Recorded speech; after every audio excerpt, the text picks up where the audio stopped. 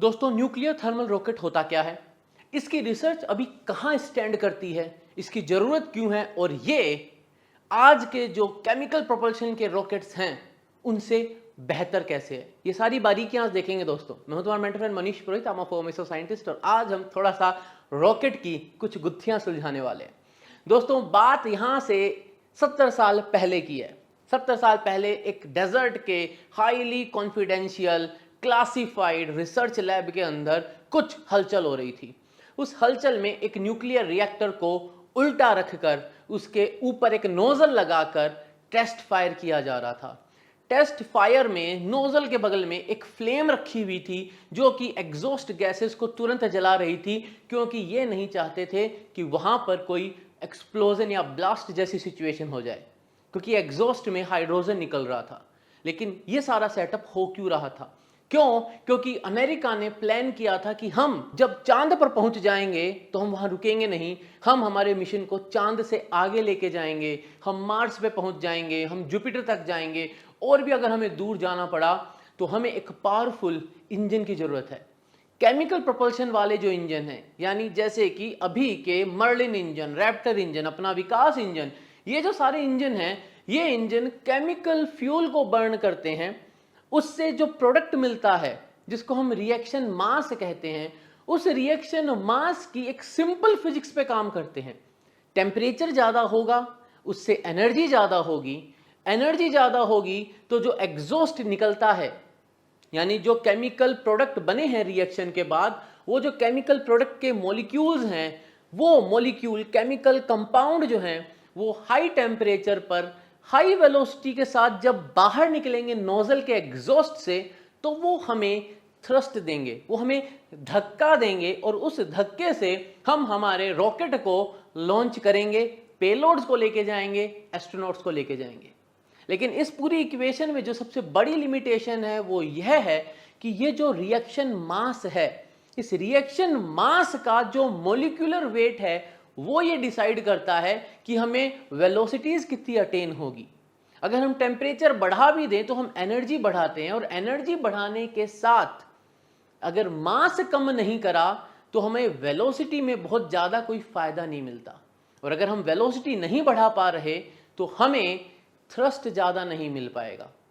अब इस सारी सिचुएशन को हम प्रेजेंट सिनेरियो में देखें तो चाहे वो विकास इंजन हो, मर्लिन इंजन हो, रैप्टर इंजन हो, कोई सा भी इंजन हो, लेकिन अगर कहीं पे हाइड्रोजन ऑक्सीजन कंबाइन हो रहे हैं तो पानी बना रहे हैं, अगर वो मीथेन और ऑक्सीजन बर्न हो रहा है तो कार्बन डाइऑक्साइड प्लस वाटर बन रहा है। लेकिन कहीं भी ये जो मॉलिक्यूल बन रहे हैं तो एक बेसिक फिजिक्स जो हम 11वीं 12वीं क्लास में पढ़ लेते हैं, जो ये कहती है कि इनकी मॉलिक्यूल्स एंड एटम्स की जो एनर्जी है वो डायरेक्टली प्रोपोर्शनल टू टेम्परेचर होती है। तो हम टेम्परेचर भी एक लिमिट तक अटेन कर सकते हैं, क्योंकि वो डिपेंड करता है कि हम कितनी एनर्जी रिलीज कर रहे हैं इन दैट होल प्रोसेस। अब न्यूक्लियर इंजन जो होते हैं उनका जो एक सबसे बड़ा एडवांटेज है वो यह है कि हम वहां पर सबसे हल्का गैस मॉलिक्यूल यूज कर सकते हैं। अब सबसे हल्का हमारे पास जो एटम या मॉलिक्यूल है वो हाइड्रोजन है, तो हम हाइड्रोजन को यूज कर सकते हैं। इसीलिए 1959 में कीवी नाम का एक न्यूक्लियर रिएक्टर टेस्ट किया जा रहा था, जिसके अंदर यूरेनियम 235 के फिशन रिएक्शन से जो हीट जनरेट हो रही थी, उस हीट को यूज कर कर हाइड्रोजन को, जो कि ऑलरेडी लिक्विड स्टेट में था, उसको गर्म करके उस रिएक्टर के चारों तरफ घुमाकर जब उसको गर्म करा जा रहा था और तकरीबन 2000 डिग्री सेंटीग्रेड तक का टेम्परेचर उसको पकड़ा दिया जा रहा था, तो हमें जो स्पेसिफिक इंपल्स, एक ऐसा पैरामीटर जो रॉकेट इंजन की ताकत बताता है, उसकी एफिशिएंसी बताता है, हम उसको डबल कर पा रहे थे। दोस्तों, स्पेसिफिक इंपल्स को अगर हम समझ पाए तो आम भाषा में वो है माइलेज। भाई, आपकी गाड़ी माइलेज कितना देती है, यानी कितने लीटर में कितने किलोमीटर चलती है, उसी तरीके से स्पेसिफिक इंपल्स जो है वो एक रॉकेट इंजन का माइलेज है कि आप कितना फ्यूल भरते हैं और वो जो फ्यूल है वो आपको कितनी बड़ी थ्रस्ट कितनी देर तक देता है। तो स्पेसिफिक इंपल्स में जो सबसे बड़ा पैरामीटर है वो है टाइम ड्यूरेशन। अभी के जितने भी केमिकल प्रोपल्शन के इंजन हैं उनकी स्पेसिफिक इंपल्स बेस्ट से बेस्ट 500 सेकंड हो सकती है। ये भी लेबोरेटरी के अंदर अगर चेक कर रहे हैं तो रियल सिनेरियो में स्पेसिफिक इंपल्स आप बेस्ट 450 मान लीजिए। लेकिन जब मैं एक न्यूक्लियर रिएक्टर वाले न्यूक्लियर इंजन की बात करता हूं तो वहां पर मैं स्पेसिफिक इंपल्स को लेके जा सकता हूं 900 सेकंड तक। यानी इसमें कोई को भी शक नहीं कि न्यूक्लियर पावर्ड इंजन जो होंगे वो एक रॉकेट को दुगनी स्पेसिफिक इंपल्स देंगे। एक properly designed nuclear reactor type के इंजन को अगर हम यूज करें तो हम एम ले सकते हैं कि हम बस कुछ दिनों में, जैसे जो हाईली एम्बिशियस प्लान है वो कुछ ऐसा ही है कि 20 से 25 दिन में हम मार्स पर चले जाएं। अब ये काफी एम्बिशियस प्लान है, लेकिन क्या पॉसिबल है? तो दोस्तों थोड़ा सा इतिहास के पन्ने पलटें तो हमें काफी कॉन्फिडेंस मिलेगा। क्यों? क्योंकि 1959 में कीवी इंजन की टेस्टिंग हुई। फुल कैपेसिटी पे तो नहीं हुई, लेकिन एक नॉर्मल पहला जब टेस्ट किया गया तभी हमें 750 सेकंड की स्पेसिफिक इंपल्स मिल गई थी। और वो काफी मोटिवेटिंग थी, क्योंकि उस वक्त की बेस्ट स्पेसिफिक इंपल्स हमें जो केमिकल कंबशन से मिल रही थी, जैसे सैटर्न 5 जो रॉकेट था, काफी भारी 27 लाख किलो का रॉकेट जो अपोलो मिशन के लिए यूज हुआ था, जिसने अभी तक चांद पर किसी इंसान को पहुंचाया नहीं था, क्योंकि चांद पर इंसान ने कदम 1969 में रखा था। मैं बात कर रहा हूं 1959 की। वहां पर स्पेसिफिक इंपल्स हमें उस मोस्ट पावरफुल रॉकेट की, उस वक्त के मोस्ट पावरफुल रॉकेट की जो थी, उससे भी ज्यादा मिल रही थी। और टेस्ट किए गए उन फैसिलिटीज में, और वहां पर अगर गलती से भी कोई इंफॉर्मेशन बाहर आने की सिचुएशन बनती थी तो उसको क्लासिफाइड कर दिया जाता था। 1960s में टेस्ट हुए। उन टेस्ट में देखा गया कि जो रिएक्टर की बनाई गई है डिजाइन, उसके अंदर कुछ फ्लैशेस निकल रहे हैं। उन फ्लैशेस को ठीक किया गया, क्योंकि कहीं ना कहीं स्ट्रक्चरल इम्परफेक्शंस आ गए थे। एक बार तो ब्लास्ट भी हो गया था, लेकिन वो भी एक कंट्रोल्ड फिनोमेना था, ये चेक करने के लिए कि हम कितनी स्ट्रेंथ दे सकते हैं। लेकिन ये जो सारा प्रोसेस हो रहा था, यहां पर जो डिजाइन था वो एक न्यूक्लियर रिएक्टर का डिजाइन था, जिसके पीछे हमने नोजल लगा दिया था, जिसके पीछे हमने एक एग्जॉस्ट का फिनोमेना दे दिया था, लेकिन वो एक इंजन की फॉर्म में नहीं था। लेकिन जब नासा के रिसर्चर्स को कॉन्फिडेंस आ गया कि हाँ भाई, अब ये जो पूरा सेटअप है ये पावर जनरेट कर पा रहा है कंटिन्यूअसली 2 महीने तक, रुका रुका कर, चला चला कर, बीच बीच में पॉज करके हमने इंजन को चालू करा है। हमने इसको 110 मिनट तक चलाया है कंटिन्यूअसली, 28 मिनट तक इसका टेस्ट किया है, इसकी फुल कैपेसिटी पे हमने इसको बर्न करके देखा है, और सारी चीज परफेक्ट है and everything is being controlled by remote control. तो नेक्स्ट कदम उठाया गया था, अब इसको इंजन बनाना था। और ये जो सारा प्रोसेस था, इसमें नासा और एटॉमिक एनर्जी कमीशन दोनों साथ में आए और उनने इसको नाम दिया NERVA। NERVA के अंदर हमें रॉकेट इंजन डिजाइन करने थे। यानी अब हमें एक ऐसा डिजाइन लाना था जहां पर हाइड्रोजन होगा, एक फिसिल मटेरियल होगा, यानी एक रेडियो एक्टिव मटेरियल होगा, एक पूरा कंटेनर होगा जिसके अंदर पूरा प्रोसेस होगा, लेकिन वो सब रॉकेट में फ्लाई करने के लिए, रॉकेट के अंदर लगने के लिए एक इंजन के जैसा होगा, ना कि कोई न्यूक्लियर रिएक्टर जो टेस्ट फैसिलिटी पे हो रहा हो। तो डिजाइन फाइनल हो गई, सारे एक्सपर्ट्स बैठे और ये कंफर्म हो गया कि हाँ, न्यूक्लियर थर्मल रॉकेट जो है वो किसी भी दिन केमिकल प्रोपल्शन रॉकेट से काफी बेहतर है। तो डिजाइन कैसे करेंगे? तो डिजाइन कुछ ऐसी करी गई दोस्तों। हमने लिया एक सॉलिड कोर, जिसके अंदर हमने ग्रेफाइट के साथ यूरेनियम 235 के पार्टिकल्स को, यानी छोटे छोटे अमाउंट में यूरेनियम 235 को उसके अंदर हमने एम्बेड करके एक solid core, cylindrical solid core में रख दिया। उसके चारों तरफ हमने लगा दिए रिफ्लेक्टर बेरिलियम के, क्योंकि बेरिलियम जो है वो न्यूट्रॉन्स को रिफ्लेक्ट कर देता है।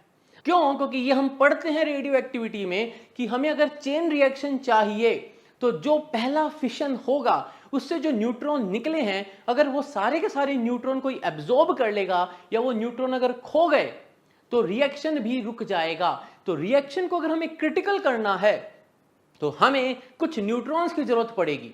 तो हमारे पास ग्रेफाइट था, हमारे पास ग्रेफाइट के साथ यूरेनियम 235 था और हमारे पास बेरिलियम रिफ्लेक्टर थे।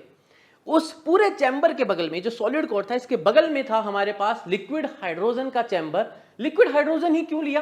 क्योंकि हम ज्यादा हाइड्रोजन को कैरी कर सकते हैं अगर हम उसको लिक्विड फॉर्म में लें, यानी we can take larger amount of gas if you convert it into liquid. बस यही रीजन था और कोई खास रीजन नहीं था।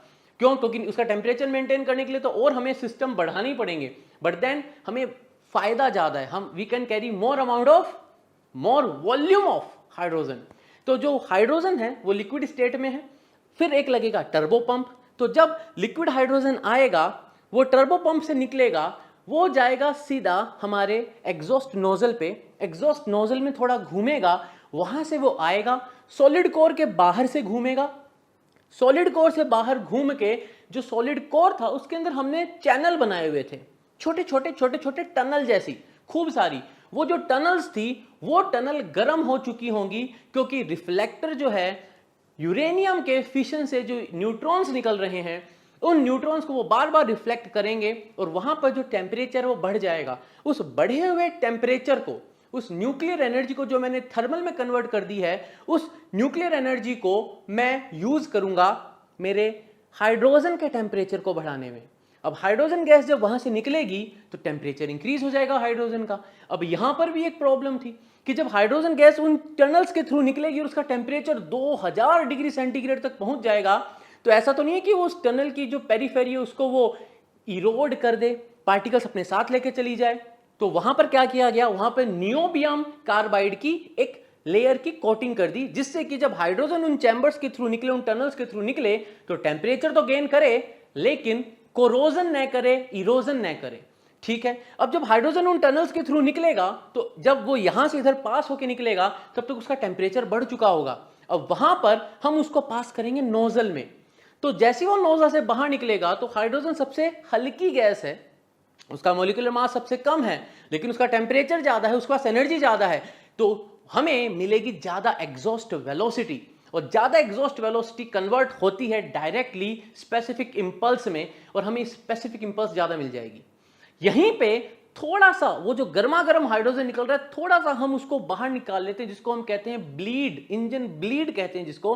तो हम थोड़ा सा वहां से हाइड्रोजन को बाहर निकालेंगे, क्योंकि हमें हमारा टर्बो पंप भी तो चलाना है, क्योंकि टर्बो पंप जो है वो चलेगा ही इस प्रोसेस में जब थोड़ा सा हाइड्रोजन वापस आएगा और उस टर्बो पंप को टर्बो ड्राइव देगा और फिर ये प्रोसेस चलता रहेगा।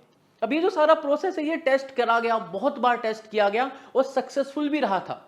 यानी हम तैयार थे, NASA was ready with all this thing, with all testing and qualification done. यानी उस पर ठप्पा लग चुका था कि हम स्पेस में उड़ने के लिए तैयार हैं। अब सवाल ये आया, लेकिन क्या इसको हम फर्स्ट स्टेज या सेकंड स्टेज में लगा सकते हैं? हम इसे लगाएंगे थर्ड स्टेज में। क्यों? क्योंकि अगर इन केस कोई भी मिस हैपनिंग होती है तो वी कांट अफोर्ड कि एक न्यूक्लियर रिएक्टर वापस जमीन पे आकर गिर जाए। तो इसलिए प्लान ये किया गया कि सैटर्न 5 जैसे बड़े बड़े जो रॉकेट्स हैं उनके साथ हम इन न्यूक्लियर थर्मल इंजन वाले जो रॉकेट हैं इनको हम स्पेस में ले जाएंगे और ऑर्बिट में इनको रिलीज कर दिया जाएगा। फिर इन ऑर्बिट असेंबली होगी, यानी जब मुझे कोई कार्गो दूर भेजना है या मुझे एस्ट्रोनॉट्स को दूर भेजना है तो जो एस्ट्रोनॉट्स को कैरी करने वाला रॉकेट है उसके साथ इनकी असेंबली होगी इन ऑर्बिट। एनआरएक्स या फिर न्यूक्लियर थर्मल रॉकेट इंजन जो है वो सारे बूस्टर के जैसे लग जाएंगे, they will fire and give the required thrust. तो मान लो हम ज्यादा दूरी पे जाना चाहते हैं कम समय में, तो वो बूस्टर्स हमें बूस्ट देंगे, हम निकल पड़ेंगे एक लंबी जर्नी पे, फिर हम उनको स्पेस में छोड़ देंगे इस तरीके से कि अब वो वापस धरती पर आकर नहीं गिरेंगे। उसके बाद हम यूज करेंगे हमारा केमिकल कंबशन इंजन, जो कि हमें कोर्स करेक्शन जिसको कहते हैं उसके लिए यूज किया जाएगा। And then let's say we are planning to go to the Mars. तो हम मार्स पर पहुंच गए, हम मार्स पर पहुंच जाएंगे और वहां पर इन ऑर्बिट हम फिर से एक इंजन को वहीं छोड़कर आएंगे इन ऑर्बिट में, और वहां से जो स्टेज जाएगी नीचे, जो उतरेगी मार्स के ऊपर, जिसके अंदर एस्ट्रोनॉट्स होंगे, वो मार्स पे लैंड कर जाएगी। हमने जो भी हमें करना था, एक्सपेरिमेंट करना था या हमें वापस कुछ एस्ट्रोनॉट्स को भेजना था, तो वहां से फिर से टेक ऑफ होगा। जब वो टेक ऑफ होगा देन अगेन इन ऑर्बिट फिर से असेंबली होगी हमारे उस मॉड्यूल से जिसके अंदर अभी भी न्यूक्लियर इंजन है, न्यूक्लियर थर्मल रॉकेट अभी भी उसके अंदर है, उससे हमारी असेंबली होगी। वो हमें फिर से बूस्ट देगा, वो हमें फिर से धरती के पास लेके आएगा। क्यों? क्योंकि हमारे कोई बीच का जो समय है, जो लंबा ड्यूरेशन हमें लगता है डिस्टेंस कवर करने में, उसी को तो कम करना है। तो हमें उसको कम करने के लिए हम वहां पर यानी सिर्फ और सिर्फ स्पेस के अंदर जो ऑपरेशन हो रहे होंगे उसके अंदर हम न्यूक्लियर थर्मल रॉकेट्स को यूज करेंगे, वहीं उनको डिस्कार्ड कर देंगे डीप स्पेस में, जिससे कि वापस धरती पर आने के उनके चांस 0.0000001% भी न हो। And then again using the chemical propulsion फिर से हम डीबूस्ट करके हमारे इंजन को, जो कि वापस धरती पे एस्ट्रोनॉट्स को लेके आएगा, वो लाएगा, पैराशूट से उसकी लैंडिंग होगी and the mission is complete. ये सारी प्लानिंग दोस्तों 1969 से पहले हो चुकी थी, जब अपोलो पहली बार एक इंसान को चांद पर उतार रहा था। उससे पहले सब हो चुका था और अब वापस से इस सपने ने एक नया रूप लिया है। देखते हैं आगे वाले समय में क्या होता है, लेकिन जो भी होगा we will keep you updated. तो दोस्तों अगर वीडियो पसंद आया तो लाइक करो, शेयर करो, सब्सक्राइब करो, बेल आइकन जरूर दबा देना। डिस्क्रिप्शन में तुम्हें मेंबरशिप का भी लिंक मिलेगा। We need your support and love दोस्तों। अगर तुम्हें लगता है कि तुमको इस चैनल से कुछ सीखने को मिलता है and if you want to support us, do join us as a member. तो दोस्तों शेयर जरूर करना अपने सर्कल में, जिससे कि ज्यादा से ज्यादा रीच बढ़े इस चैनल की। अगर पसंद आया तो कमेंट सेक्शन में जरूर बताना। मिलेंगे अगले वीडियो में, तब तक के लिए जय हिंद।